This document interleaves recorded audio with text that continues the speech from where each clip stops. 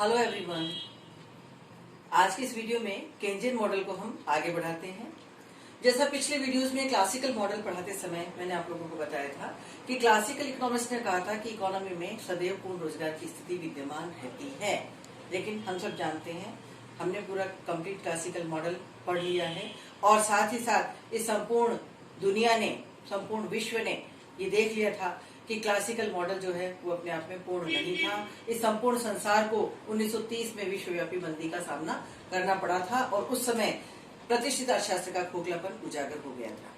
Keynes ने अपने model के माध्यम से ये बताने का प्रयास किया है कि पूर्ण रोजगार का जो बिंदु है उसे प्राप्त करना इतना आसान नहीं है। क्यों? क्योंकि पूर्ण रोजगार के बिंदु को प्राप्त करने में बहुत सी बाधाएं मार्ग में अवरोधक के रूप में आ जाती हैं और किसी अर्थव्यवस्था के लिए पूर्ण रोजगार के बिंदु को प्राप्त करना आसान कार्य नहीं होता है। लीजिए रेखा चित्रों के माध्यम से हम इसको आगे अध्ययन करते हैं।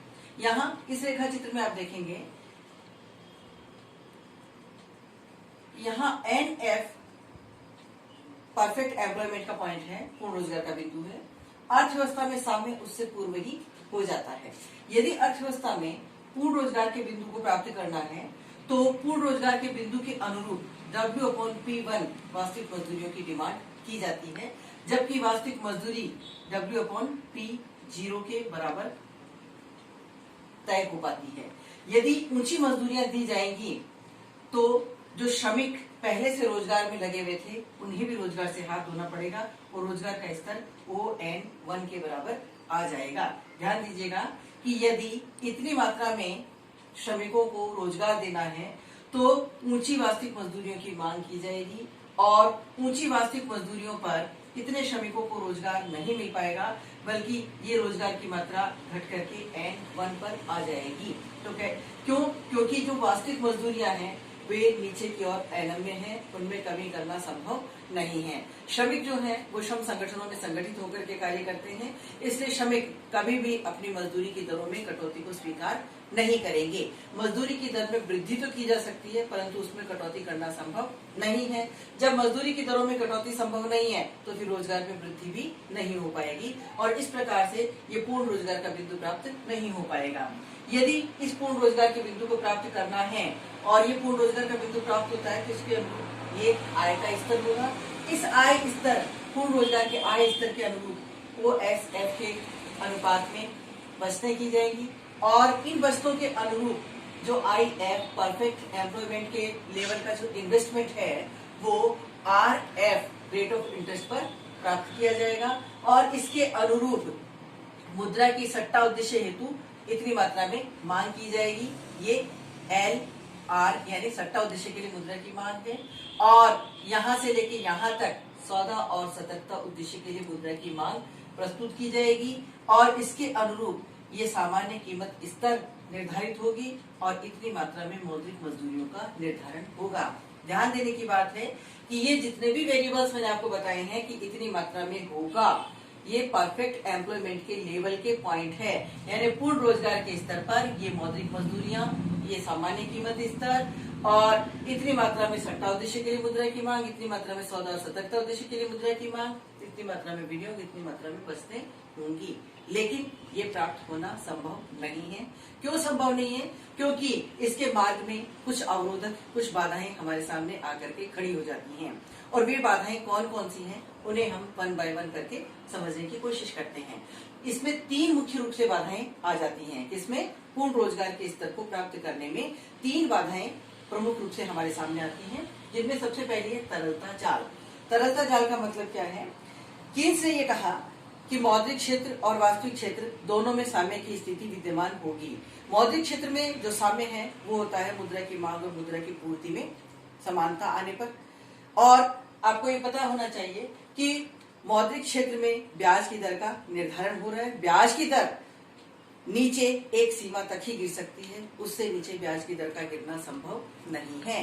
कीन्स महोदय का कहना है कि ब्याज की दर में वृद्धि तो चाहिए जितनी हो सकती है, लेकिन जब ब्याज की दर में कटौती की बात आती है तो ब्याज की दर में गिरावट एक निश्चित सीमा तक ही हो सकती है और उसका एक काल्पनिक मान प्रोफेसर कीन्स ने 4% नियर अबाउट बताया कि लगभग 4% ऐसी ब्याज की दर है जिससे नीचे ब्याज की दर का जाना संभव नहीं है। यदि अर्थव्यवस्था में 4% की न्यूनतम स्तर पर ब्याज की दर पहुंच जाती है तो यह स्थिति तरलता जाल की स्थिति बन जाती है। और तरलता जाल की स्थिति में जब अर्थव्यवस्था पहुंच जाती है तो मुद्रा का मांग वक्र जो है वो OX एक्सिस के समानांतर हो जाता है, यानी पूर्णतया लोचदार मुद्रा का मांग वक्र हो जाता है, परफेक्टली इलास्टिक हो जाता है। यहाँ पर मुद्रा की पूर्ति आप इस वक्र में देखिएगा कि मुद्रा की पूर्ति MS के बराबर होने पर भी ब्याज दर उतनी ही है, और अगर मुद्रा की पूर्ति बढ़ा दी जाती है तो भी ब्याज की दर में कोई परिवर्तन नहीं होता है। क्यों? क्योंकि ये ब्याज की दर का न्यूनतम स्तर है जहां पर अर्थव्यवस्था पहुंच चुकी है।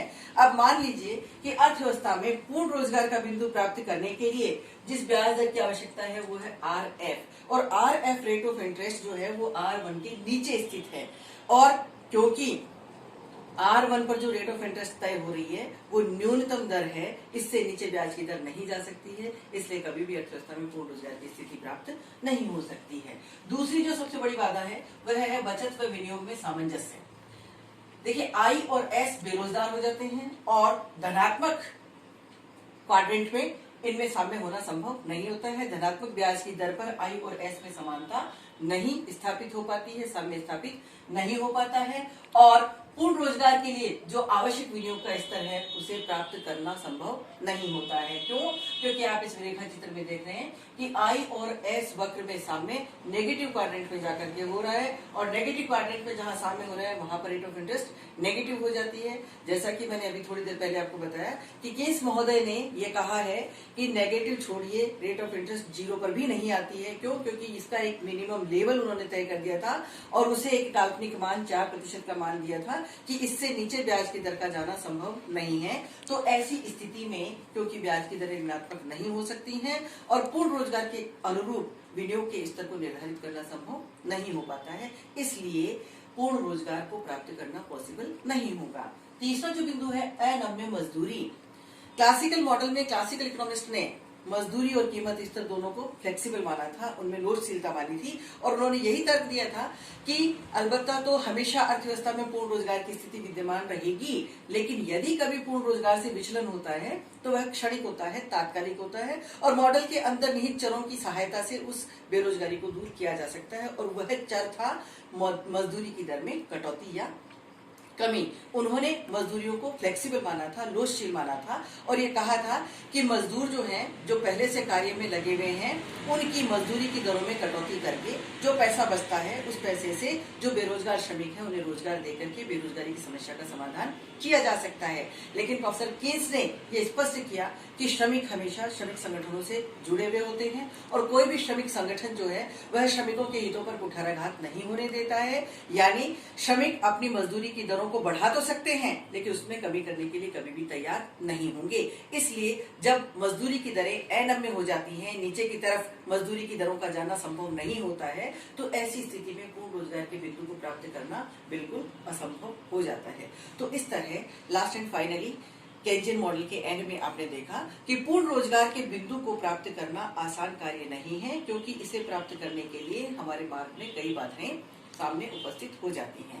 अब लास्ट में हम पढ़ने जा रहे हैं कि केन्स और क्लासिकल के जो मॉडल हैं, क्लासिकल मॉडल और केंजियन मॉडल, इन दोनों में कुछ समानताएं और कुछ असमानताएं थी। इन्हें हम 1 by 1 करके स्टडी करेंगे। सबसे पहले हम देखते हैं क्लासिकल मॉडल में y = function n, Keynesian model में भी y = फंक्शन n। इसका मतलब केन्स महोदय ने और क्लासिकल इकोनॉमिस्ट ने दोनों ने यह माना था कि आय या उत्पादन जो है वो डिपेंड करता है किस पर, n फॉर एम्प्लॉयमेंट यानी रोजगार की मात्रा पर, और इन दोनों के मध्य धनात्मक संबंध पाया जाता है। जब रोजगार की मात्रा बढ़ती है तो उत्पादन का स्तर भी बढ़ जाता है, या कहें कि आय में भी वृद्धि हो जाती है। इसके पश्चात आप देख रहे हैं कि dn is a function of w/p means real wages, और कीन्स ने भी यही कहा कि dn is a function of w/p, यानी क्लासिकल इकोनॉमिस्ट और कीन्स दोनों का ये मानना है कि श्रम की जो मांग है वह वास्तविक मजदूरी की दर पर निर्भर करती है। इसके पश्चात आप देख रहे हैं कि Sn is function of w/p according to classical economist. प्रतिष्ठित अर्थशास्त्रियों ने श्रम की पूर्ति के बारे में भी कहा कि श्रम की पूर्ति भी वास्तविक मजदूरी की दरों पर निर्भर करती है, जबकि कीन्स ने अपने मॉडल में श्रम के पूर्ति वक्र को अनुपस्थित माना है, और उन्होंने W = W0 यानी जो मजदूरी की दर है उसका निर्धारण जो किया जाता है वो न्यूनतम स्तर पर एक पोटेंशियल वेज रेट जो है वो तय कर दी जाती है, उससे नीचे मजदूरी की दर निर्धारित नहीं होगी। इसे आप न्यूनतम मजदूरी का नाम भी दे सकते हैं कि इससे नीचे मजदूरी की दरें गिरना संभव नहीं है। अगला बिंदु है MV इक्वल टू PY और M equal to KPY। Keynes ने कहा है कि M equal to KPY plus LR। इसका मतलब यह है कि क्लासिकल मॉडल में क्लासिकल इकोनॉमिस्ट ने फिशर के मुद्रा परिमाण सिद्धांत को बेस माना था, उसके आधार पर अपना प्रतिष्ठित सिद्धांत प्रस्तुत किया था, जिसमें यह कहा था कि मुद्रा केवल सौदा उद्देश्य की पूर्ति के लिए मांगी जाती है। जबकि केन्स ने अपने मॉडल में यह स्पष्ट किया कि मुद्रा केवल सौदा उद्देश्य के लिए नहीं बल्कि सौदा, सतर्कता और सट्टा उद्देश्य के लिए मांगी जाती है। और इन तीनों उद्देश्यों को उन्होंने दो अलग अलग भागों में विभक्त किया था। सौदा और सतर्कता उद्देश्य को उन्होंने L1 के माध्यम से और सट्टा उद्देश्य को उन्होंने L2 के माध्यम से बताया। और साथ ही साथ ये कहा कि सौदा और सतर्कता उद्देश्य के लिए मुद्रा की मांग आय के स्तर पर निर्भर करती है, जबकि सट्टा उद्देश्य के लिए मुद्रा की मांग ब्याज की दर पर निर्भर करती है। इसके पश्चात नेक्स्ट है S equal to function R according to classical economist and S equal to function Y according to professor Keynes. प्रतिष्ठित अर्थशास्त्रियों का मानना था कि बचत जो है वह ब्याज की दर का फलन है और इन दोनों के मध्य धनात्मक संबंध पाया जाता है। यानी जब ब्याज की दर में वृद्धि होती है तो बचत की मात्रा भी बढ़ जाती है और जब ब्याज की दरें घट जाती हैं तो बचतों की मात्रा में भी कमी हो जाती है। जबकि कीन्स महोदय का मानना है कि saving is not a function of rate of interest but saving is a function of income.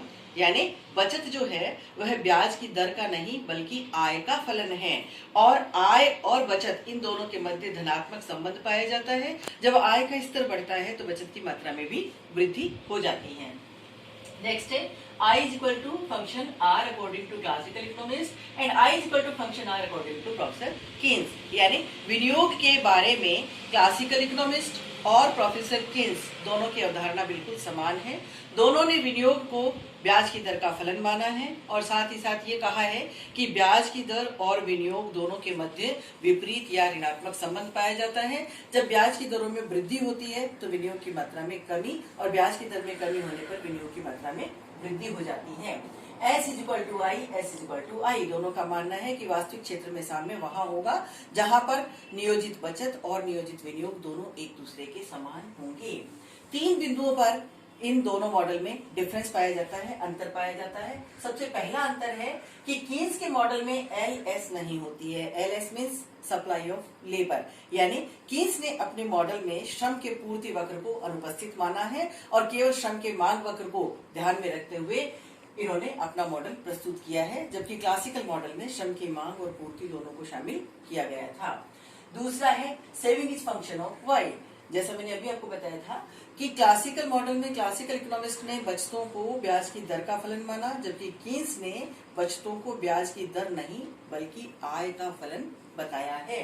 Last में है सट्टा उद्देश्य के लिए मुद्रा की मांग। क्लासिकल इकोनॉमिस्ट ने केवल सौदा उद्देश्य के लिए मुद्रा की मांग के बारे में हमें बताया कि मुद्रा केवल सौदा उद्देश्य की पूर्ति के लिए मांगी जाती है। मुद्रा को अपने पास इकट्ठा करके नहीं रखा जाता है क्योंकि अर्थव्यवस्था में मुद्रा की अन्य कोई भूमिका नहीं होती है। जबकि कीन्स ने मुद्रा की मांग के उद्देश्यों में वृद्धि की और इसे सौदा, सतर्कता और सट्टा उद्देश्यों में विभक्त करते हुए मुद्रा की मांग को दो अलग अलग भागों में विभक्त किया और साथ ही साथ ये कहा कि सौदा और सतर्कता उद्देश्य के लिए मुद्रा की मांग आय के स्तर और सट्टा उद्देश्य के लिए मुद्रा की मांग जो है वह ब्याज की दर पर निर्भर करेगी। तो इस प्रकार से ये लास्ट वीडियोस में पिछले कई वीडियोस से आप केन्जियन मॉडल को पढ़ते चले आ रहे हैं। आज हम इसको वाइंड अप करते हैं। केन्स का मॉडल मैं यहीं समाप्त कर रही हूँ। इसके पश्चात हम नेक्स्ट वीडियो में मल्टीप्लायर के बारे में पढ़ेंगे। Thank you.